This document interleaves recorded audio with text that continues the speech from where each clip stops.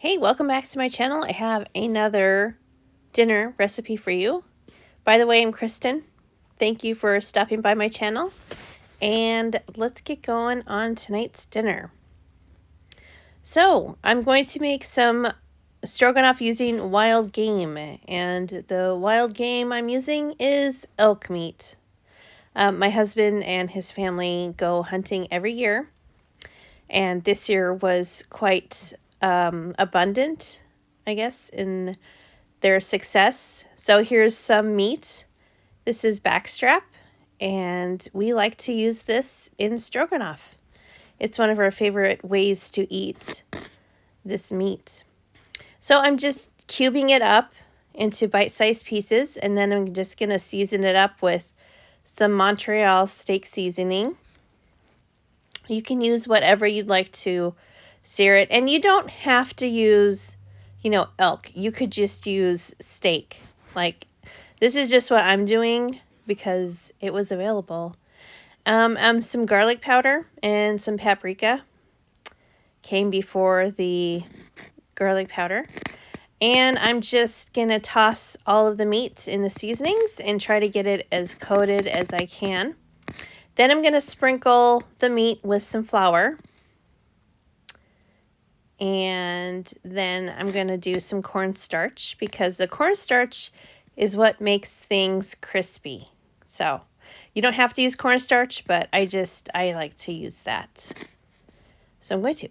And then I have one package of Baby Bella Portobello mushrooms. And I'm just going to slice these up in a quick manner. Look at me go. Look at that.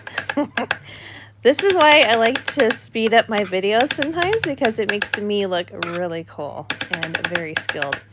But anyway, it's kind of fun. Anyway, look at me go. Let's just watch. Oh. And then I'm going to take the sliced mushrooms and turn them into small pieces. Okay. Just like so. Okay, now it's time to sear the beef, right? So I have this big deep-sided pan. Gonna get it really, really hot, nice and hot, with some butter and some canola oil. You just need a neutral oil that has a high smoke point, okay? Canola oil, vegetable oil, peanut oil, what have you. And then once the pan is sufficiently hot, then I'm going to toss in my meat here. Trying to separate the pieces, get it into an even layer. I would like these pieces to be crunchy on all sides. Yes, please. Makes food very tasty. So I'm just going to babysit this, turn it around. Once it's all sufficiently crispy, I will take it out of the pan and put it onto this little sheet pan here and just hold it off to the side until I'm ready for it again.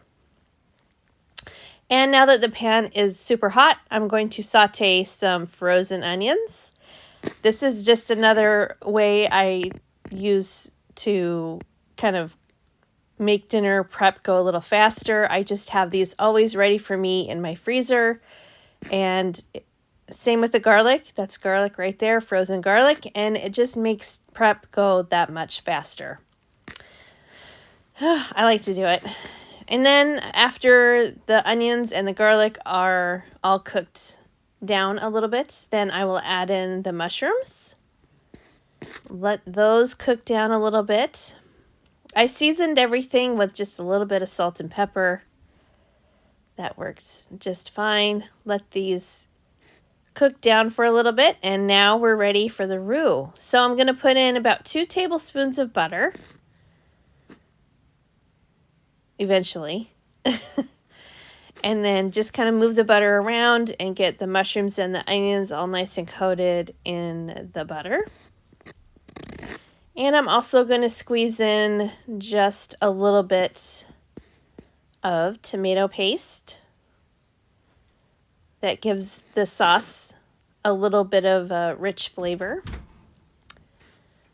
So I'll just turn it around and coat all the veggies in the tomato paste.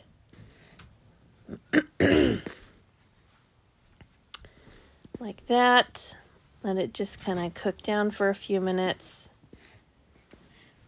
I'm beginning to build a roux, by the way. It's kind of it's a thickening, you know, it'll thicken the sauce. And then I'll do the same amount of flour, 2 tablespoons of flour, because I had 2 tablespoons of butter. And then turn it all around, coat all the veggies in the flour, and let the flour cook down for a few minutes. We don't want raw flour taste going on in our dish. So just turn it around. And then after a few minutes, I'll add in about 2 cups of beef broth. Or you could use chicken broth if you wanted to. It's not going to make that big a difference. I have my heat turned down to about medium-low here. And I'll just kind of slowly add in the liquid. Okay, just like that.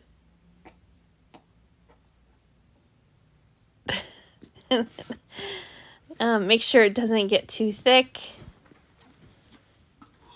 Just turn it down, let it simmer away for a minute. And then I'm going to add in a little bit of wine. Just a nice splash in there. You could use red wine if you want to because it's beef, right? Red wine goes good with beef. But I don't drink red wine usually, so I didn't have any, so I just pulled out the Marsala wine. And then I'm going to put in a little bit of Worcestershire sauce too. That adds to the deep flavors going on in the stroganoff.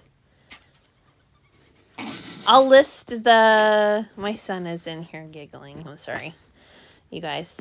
I'll list the recipe in the description box for you. And then I'm going to throw in some egg noodles. You could also have rice with this dish, but I like that my family prefers the egg noodles because it just becomes a bit, just a little too much with rice, I think. So I think egg noodles pair great with stroganoff. And then I'm going to add in a couple tablespoons of sour cream. If you don't want to use sour cream, you could put in a little heavy cream if you prefer. But I like the tanginess that the sour cream gives the sauce here. So that's what I'm choosing to use. And then at this point, you'll just stir in the sour cream and just put the lid on and put the meat back in and just kind of let it cook down for a minute. Let the flavors develop a little bit. Let the sour cream become one with the sauce. All right, and after all that, then boom, look at this. It's ready to eat. So I have egg noodles, and I put a little bit of butter in there and some Italian parsley. And then you're just going to top your little egg noodles here with your meat sauce. And this was delicious. I have to say, everybody loved it except for, my son. He does not like mushrooms, so he didn't have very much. But I just paired mine with some green beans, and this was a really great dinner. So this will be listed for you in the description, like I said. Thank you for watching. Please subscribe if you haven't done so already. And I will see you guys in the next video. Bye.